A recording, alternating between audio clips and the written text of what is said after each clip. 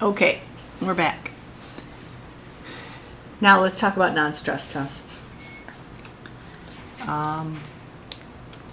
Non-stress tests are used in fetal surveillance where, as we talked about before, when the mom has some comorbidities, some risk factors, the heart rate of the fetus that's not acidotic or neurologically depressed will temporarily increase with fetal movement. And if you have a baby that's over 32 weeks, you need to get 15 by 15, so 15 beats increase over the baseline and stay up for 15 seconds. And if you have a baby under 32 weeks, it only needs to make 10 by 10. And that's what it says on this slide. You need 2 accelerations in a 20-minute window, with or without perception of fetal movement. I mean, it's good to try to reinforce to them when they're feeling fetal movement and try to get them to be more in touch with that. But it's not, it doesn't have to be for, they don't have to feel it for it to be reactive. And I just talked about the 32 weeks rule, after 32 weeks and before 32 weeks. And that also was covered in the last webinar review. A non-stress test that is non-reactive lacks sufficient fetal heart rate accelerations over the 40-minute period. So the baby has to have 2 accelerations in 20 minutes, but the baby has 40 minutes to achieve this. So they have some time that would include, because sometimes they have some sleep periods. NST in a non-compromised preterm fetus is often non-reactive. So 28 to 32 weeks, 15% of those NSTs are non-reactive, and they're not compromised. So in that case, your provider probably would choose to have some more surveillance, biophysical profiles, things like that. All right, let's see where we're at here. Yep. Okay.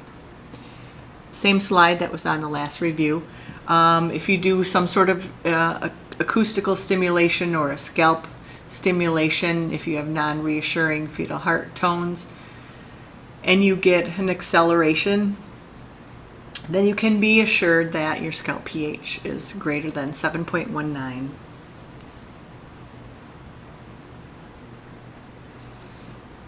Biophysical profile, and sometimes those are just ordered as a routine for surveillance in addition to the NSTs.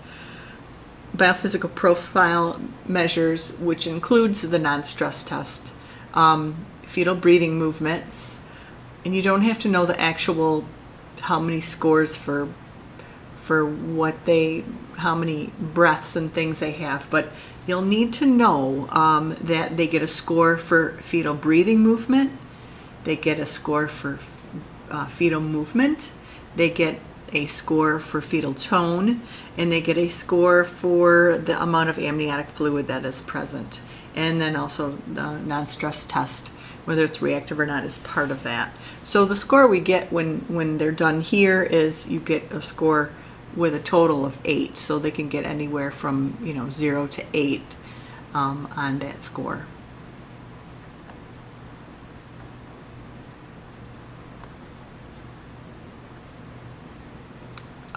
It talks about the scoring.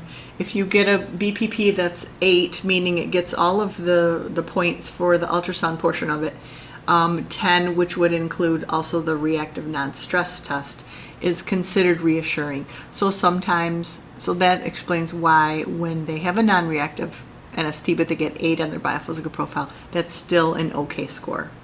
Equivocal is 6. If they're term, that generally leads to delivery, then they'll put them in and induce them. If they're preterm, then probably some surveillance. They may have to stay for observation and retesting within 12 to 24 hours. Then that's appropriate. If it's non-reassuring, that score warrants further evaluation and consideration of delivery, regardless of their gestational age.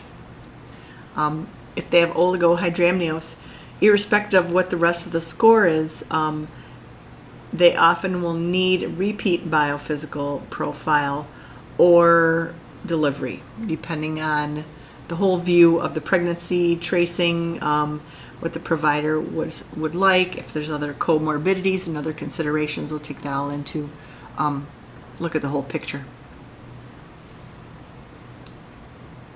Modified BPP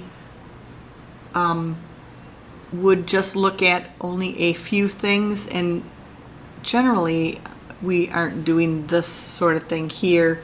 They would they look at the NST, they look at movement, breathing, and tone, and then chronic marker, which is meaning the placental function, AFV. I guess another way to look at that would be like the Doppler flow of the placenta to see if there's flow, and that is reflective more of chronic maternal conditions, hypertension, to make sure the placenta is still working okay, things like that.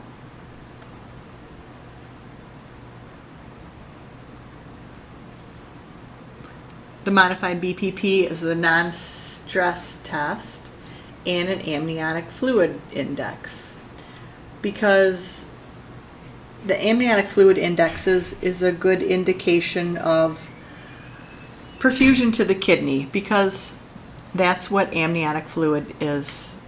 When in the near-term baby, most of it is urine. And so if a baby is got some chronic deprivation of what they need, if they get some chronic asphyxic episodes or the placenta is not working well, they're going to have some shunting. They're going to not get that much perfusion to their kidneys, so they're probably not going to be making much urine. So the AFI is going to go down. So normal is considered a reactive NST and an AFI greater than 5. So if your AFI is under 5 and 6 is kind of right on the borderline, they're going to look at maybe delivering that patient. Contraction stress test, CST, previously called oxytocin challenge test. Not a lot of providers use those anymore. Dr. Markowitz is one that will have her diabetics get these from time to time. They're connected to oxytocin IV, just like you would for induction, and titrate their contractions so they get 3 in 10 minutes, each lasting less than or about 40 seconds, and then observe fetal heart rates during that time. So based on the response to the fetal heart rate to the uterine contractions, you can decide if it's positive or negative. So in this test, and I think that there was a question about this, positive is bad, meaning if you have a positive contraction stress test, that means you have late decelerations and you have to look at moving towards delivery. So a negative contraction stress test is good. No negative meaning no bad findings. Positive contraction stress test is linked to poor prenatal outcome. So this looks pretty ugly, and this patient probably would stay and have her baby.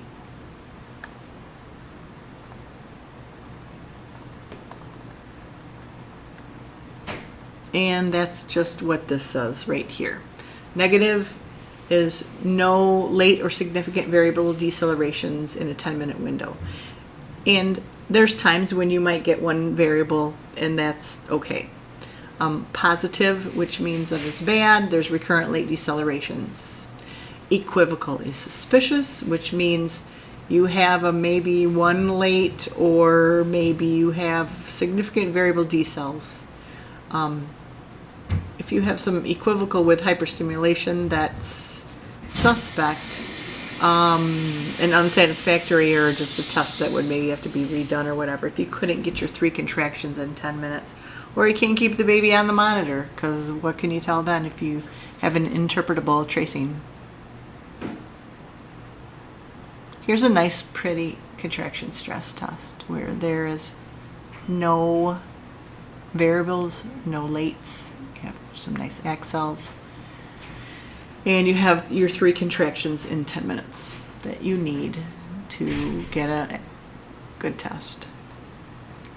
And just another positive test, another view of the same one. It's positive, meaning it's positive for late decelerations. Here's one that's equivocal, and really it's equivocal because you have hyperstimulation. How can you really say what's going on if, it was a functional labor where you didn't have hyperstimulation? This kid maybe would just do just fine. And this is an equivocal, but actually probably better to be called an unsatisfactory, because what can you really tell here? You can't tell what contractions are, and what do you think about those heart tones there? I mean, what there is of them.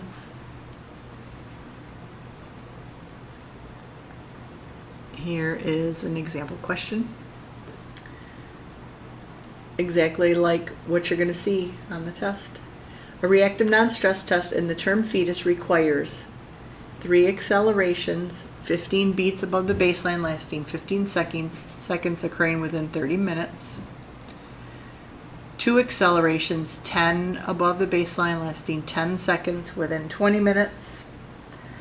Or 2 accelerations, 15 beats above the baseline for 15 seconds occurring within 20 minutes. So term is 15 for 15, so B is not correct. The accelerations have to be how many minutes apart?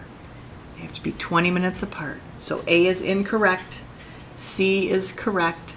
They have to be within 20 minutes of each other, and the baby has 40 minutes to complete that. One more sample question. Ooh, that's a good one. In the biophysical profile, the chronic marker for placental dysfunction is amniotic fluid volume, fetal tone, or non-stress test.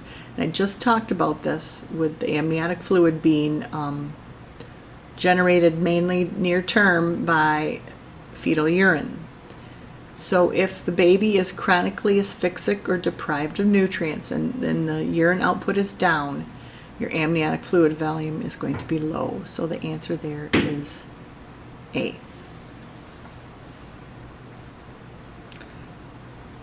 And guess what? That is it. I hope this is helpful. I'll have these up on YouTube. You can view them. And I'll also be available if anyone wants to do some in-person reviews before the actual test date. And I hope that you use the NCC handout that I also put in your mailboxes to review. And if you commit all that stuff to memory and your Venn diagram, your round diagram, I think you'll be in good shape. Thanks.